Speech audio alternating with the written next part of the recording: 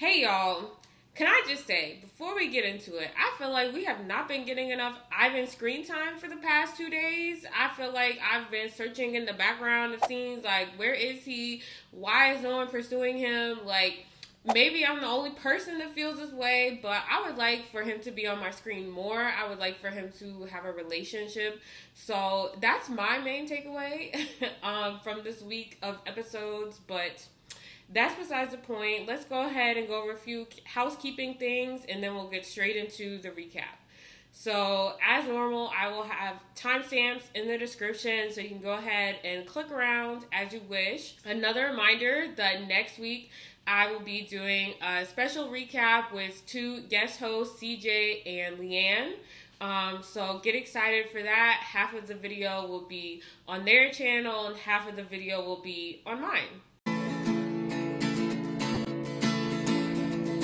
Don't it always seem to fool that you don't know what you got till it's gone? Be paradise, put up a parking lot. Ooh, bop, bop, bop. Ooh, bop, bop, bop. Be paradise to put up a parking lot. Okay, so let's get straight to it. So we start off the episode. Tituss Burgess rolls in. I don't know too much about him. I haven't watched like Unbreakable Kimmy Schmidt. But he seems like a really cool, fun guy. I like him so far as a host.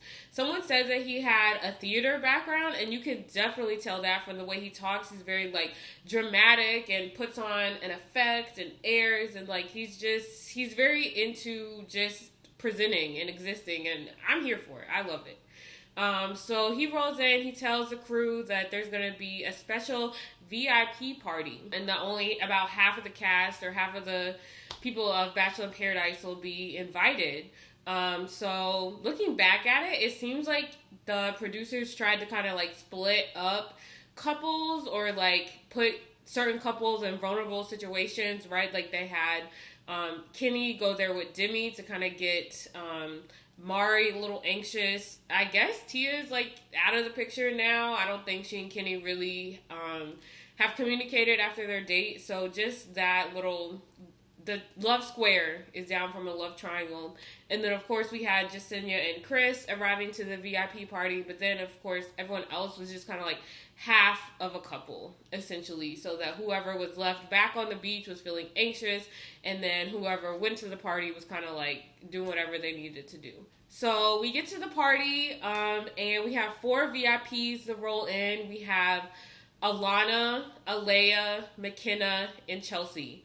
So the girls roll up. The other girls at the party are understandably a little perturbed. They're not really here for new girl arrivals, but the girls come in. They're trying to chit-chat with the guys, make connections, whatever. Alana goes straight for Chris. This is yet another couple that has met pre-Paradise and was scheming to get onto this show together and linked up right away, not even trying to hide it. So I'm annoyed at this point. I'm exhausted. I'm over it. The storyline is tired. Like, I'm here to watch genuine connections. I'm not here for you to continue your, night out that you met in LA. Like, you can do that at home. That's not what I'm trying to see on my TV screen. So I was really annoyed already. But they sat down. They were chit-chatting, got right to kissing right away. Jessenia, I don't really know what her goal was here. I don't know if she was like going to go confront Chris, like make a scene, or if I don't really know what she was trying to do. But she walks up, she spots them kissing, and I don't think they knew that Jessenia saw them, because Jessenia, like, she didn't interrupt them or anything. She walks away, has a breakdown, understandably so. But okay, I'm gonna be honest. I might have an unpopular opinion. I don't really know how unpopular it is, but I'm just gonna say it. I felt bad for Jessenia. I did, because I know that she really likes Chris, but at the same time, I couldn't fully get there. I couldn't fully empathize with her, because I felt like she did the same thing to Ivan. Like, I felt like she and Chris kind of alluded to the fact when he rolled up that they had met each other previously, and they were both really excited for each other to get to the beach so that they could link back up and continue what they started and da-da-da-da-da. And then she cut Ivan off. Now, I don't think that Jessenia was necessarily as bad as, like, Brendan, just because I felt like she was genuinely trying to get to know Ivan, in the sense that we obviously could tell that Brendan was holding back the whole time with Natasha.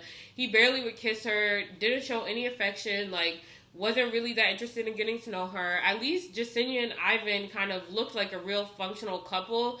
I don't know if that was all. Maybe Jessenia is just a really great actress. Like, unclear. We'll probably never know.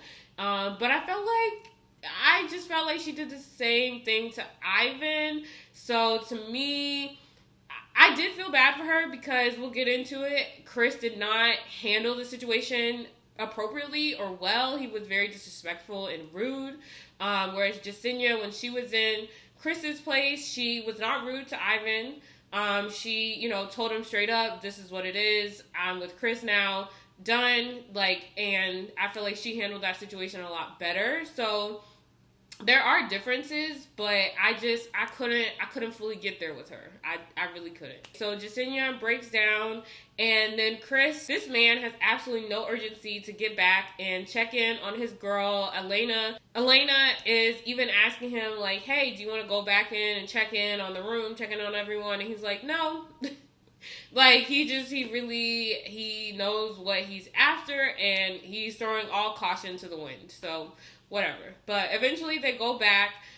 He's checking in with Jessenia, and I feel like if the person that you're talking to comes up to you out of nowhere and starts saying, I think you're an amazing person, right? I think you're beautiful. I think you're all these, like, positive adjectives, essentially, that it's going to lead to a breakup. So this man is over here, and he's like, I've had so much fun together, but he's being really annoying, because he's just dancing around the topic. He's like, I don't know what to do. I'm really struggling right now. Like, if you want to be with Alana, just say that. Like, just say that. I'm sure Jessenia would prefer to hear the truth cut and dry. Of course, it's going to hurt her, but at least she can move forward with some type of knowledge of what's going on, as opposed to, like, feeling like she still has some type of chance, feeling like you're still trying to figure it out. Like, that, no one wants to be stuck in that position. So Chris over here doesn't know how to facilitate a breakup. So instead of doing that, he just makes out with Alana in front of Jessenia, which is super disrespectful and annoying. I mean, if you're going to do that, at least break up with sis first. Like, that should not be that was his breakup, essentially. Like, making out with her in front of Jessenia. Like, that, and under no circumstances is that an appropriate way to end things with someone that you have been hanging out with for, like, 2 weeks or whatever. So that was super annoying. Jessenia goes home. She's crying. She's chatting with the girls. And like I said, I did feel bad for her. I did. I just wasn't at the full capacity of empathy that I had available. So the next morning we wake up, Chris is in his feelings for an unknown reason. I hate when people just walk around acting like they didn't cause themselves their own problems. Chris is just walking around on the beach really gloomy and sad. No one is buying it. No one's here for it.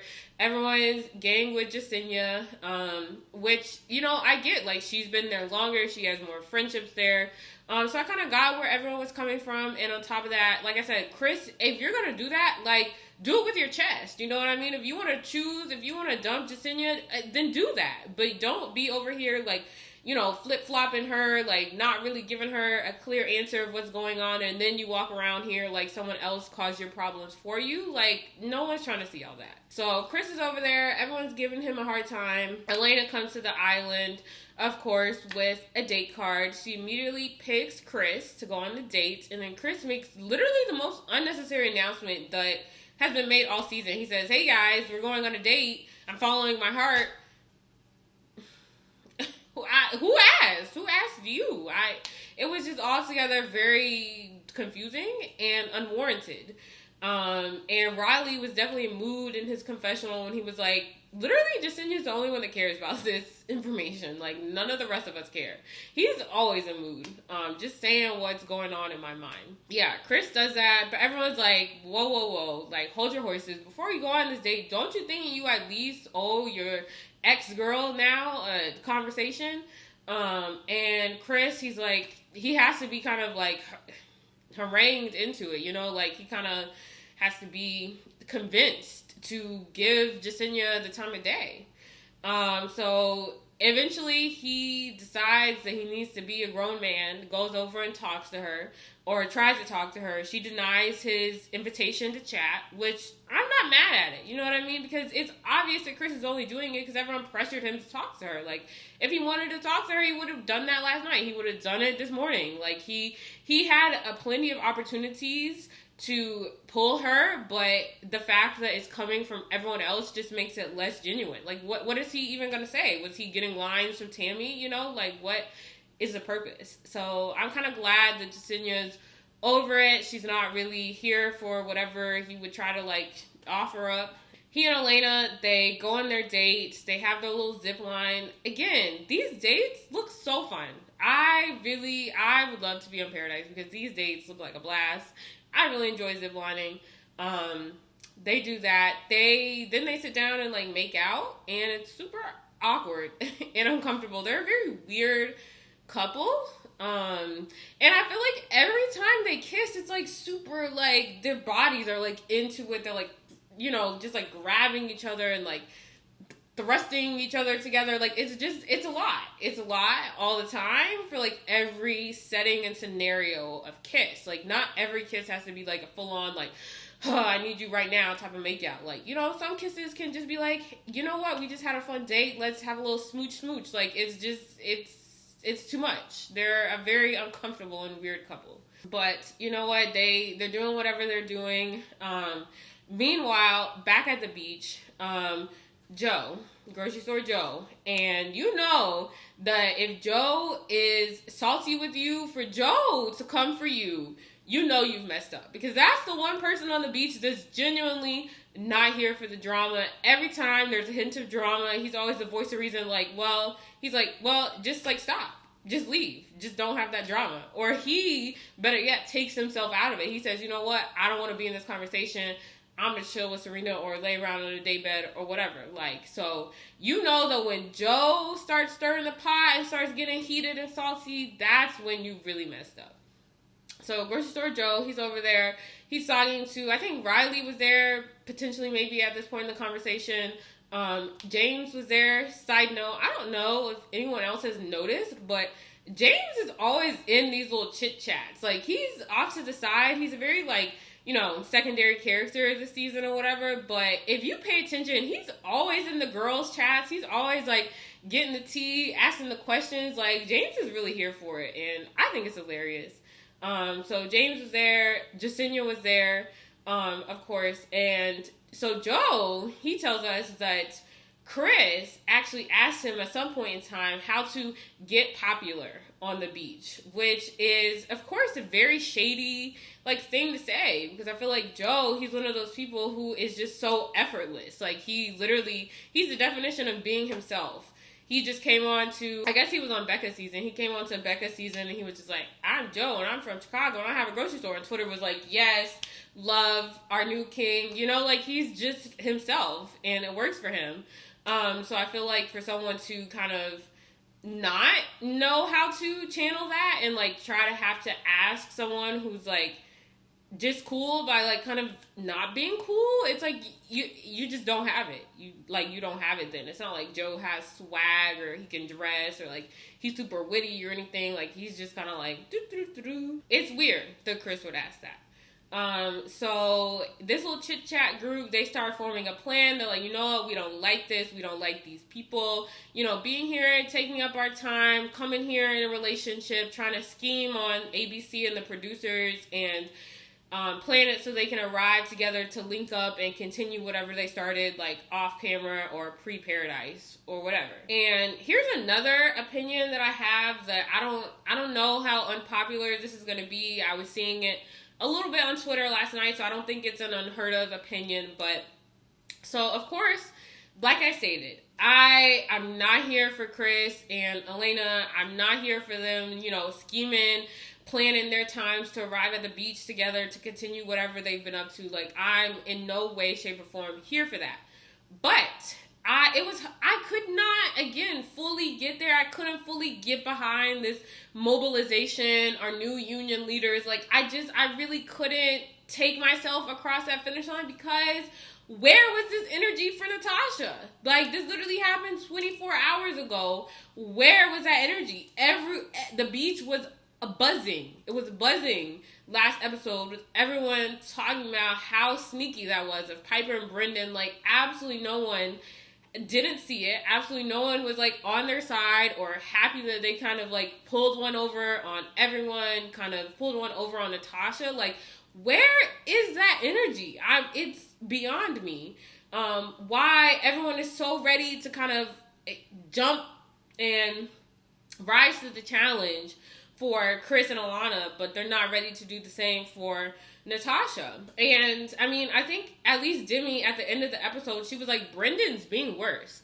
My big question is, so we saw those clips last night of Brendan saying those really rude things about Natasha to someone who was off camera. He was like, oh yeah, like she has no prospects. Like, what would she do without me? She was getting annoying, this, that, and the third. I want to know who he was talking to because it looked like he was in the men's like bunk bedroom or whatever. I want to know who was on the receiving end of that conversation because that should be the loudest person in the room. That should be the person leading the charge, coming out with the receipt saying, hey guys, Brendan is fake, Brendan is phony. He, you know what, not only did he not like Natasha, not only did he have a girlfriend, he was disrespecting her. That is what I need to see. And I think it should happen in order, right? Like, I want Chris and Elena to get what's coming to them. Like, yes, but this is secondary to what happened yesterday. So it was, I really struggled watching this episode. It was really hard for me to get through because it was just hard. That's all I have to say. But I will try to get through the rest of this recap, removing those feelings a little bit because I've already expressed them clearly. Anyway, everyone's kind of scheming to be like, okay, we're going to confront Chris, we're going to confront Elena, da-da-da-da. So they get back at night. Again, Joe and Riley are ramping it up, ready to be our new union leaders. They're like, Chris, come over here. What's going on? Why are you playing our sis like that? Like, what are you up to? And Chris, he goes back into his little mopey, sad boy, like, phase or whatever. He's mumbling. He's not really asserting himself. He's not saying it with his chest. Like, Chris, you were so ready to go over and tongue down Elena, and you don't have that energy. Like, you can't defend your girl. You can't defend your choice. And Joe's not buying it, okay? Joe, like I said, if Joe is mad at you, that's how you know you really did something wrong. Because Joe's over here like, speak up, start again. We can't hear you. Run that back. Like, Joe is really not here for any of it. And Riley is just there as enforcement, as backup. He's like, this is not gonna work. Let's cut to it. Why did you say that you and Jessenia were the strongest couple on the beach? Right? Like, he's like, I don't really care what you have to say. Why did you lie to her face? Why did you lie to our face? And of course, Chris has no reason because this was clearly his plan all along. And the funniest moment was when Elena was back there and she was like, does anyone want to know what I think? And everyone was like, no. Like, there was no hesitation. No one was like, maybe we should hear her out. She's just as much a part of this scheme as Chris is. Like, everyone was like, no, you're dismissed. You're good. That was hilarious. So they have a little pause, break for that, and then they go back and they're like, you know what? Y'all should just leave. And this might be the first time that happened. I don't recall people actually getting like voted off of the island before. Like, that was kind of like, whoa, okay.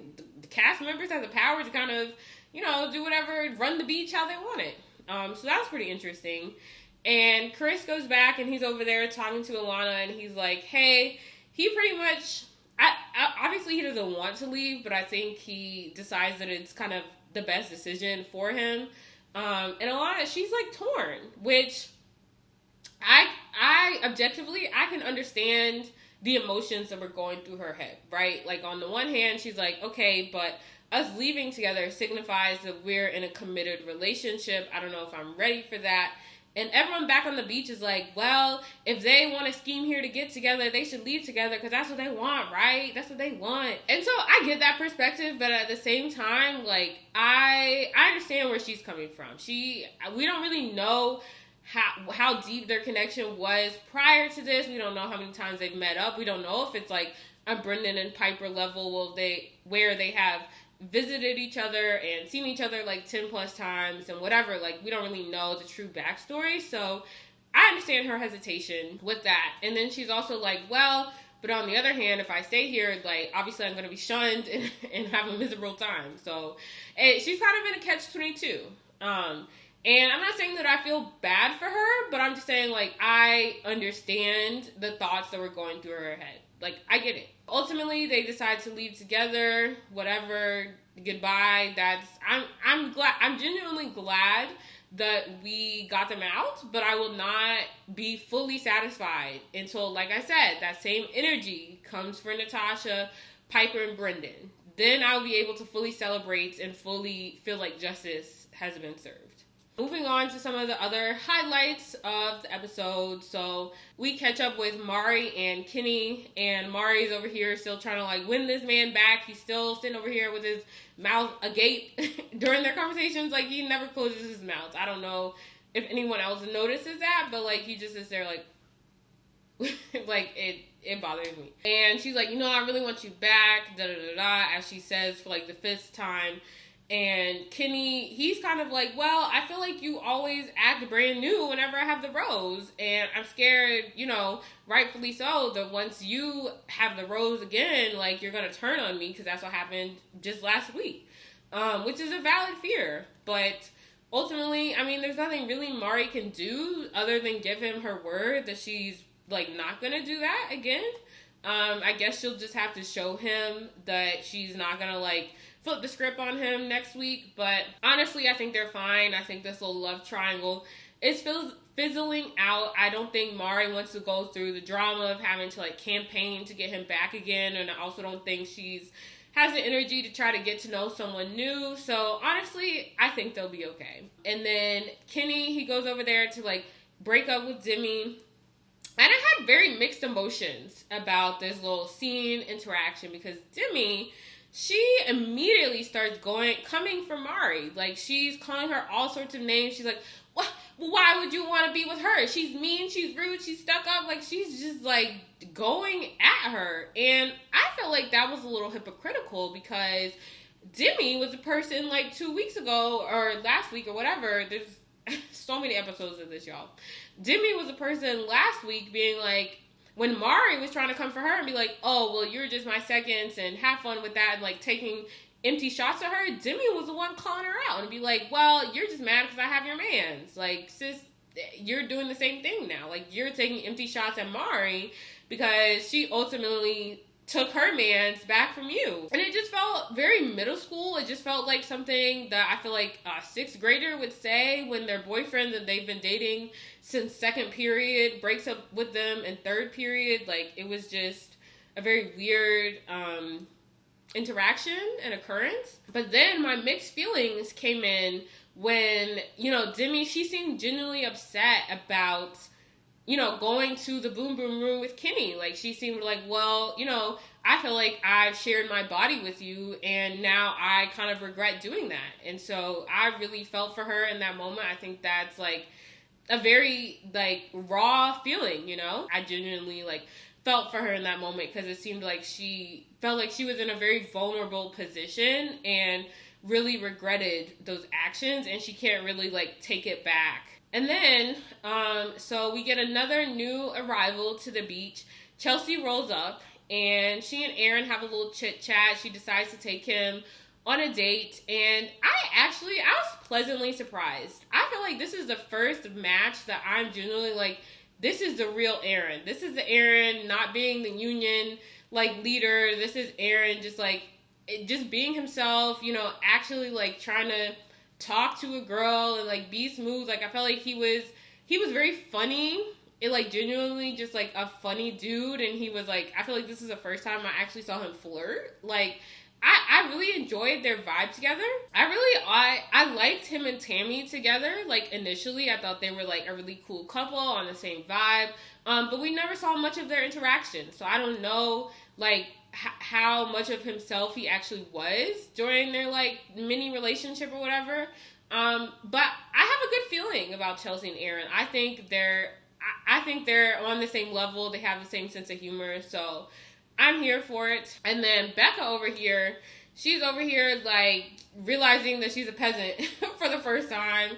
She's like, I feel like what she was talking about how she's not used to, like, not being the Bachelorette and not winning a whole season of The Bachelor. Like, I felt like it sounded like someone talking about first world problems. Like, I felt like someone who was, like, hearing someone be like, oh, the Starbucks closed 10 minutes early today and I couldn't get my mocha frappuccino. Like, it just felt very much like, this is your problem? Like, really?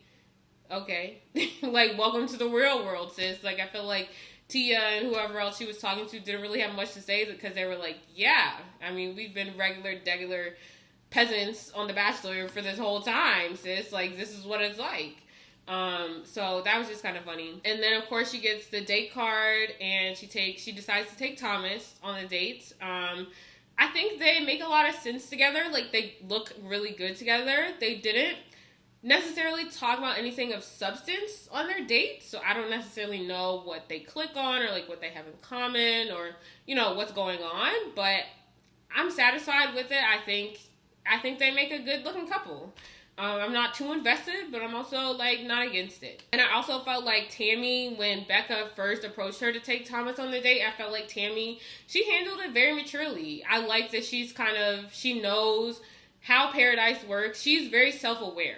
That is what I'll say. She's like, you know what? Obviously, I don't want Thomas to go, but at the same time, I can't do anything about that. He's going to do what he wants to do, and if he wants to come back to me, then he will make that decision on his own. I can't really influence that for him. So I like that she kind of took that approach to it, even though it was hard for her. But then, of course, she breaks down a little bit later.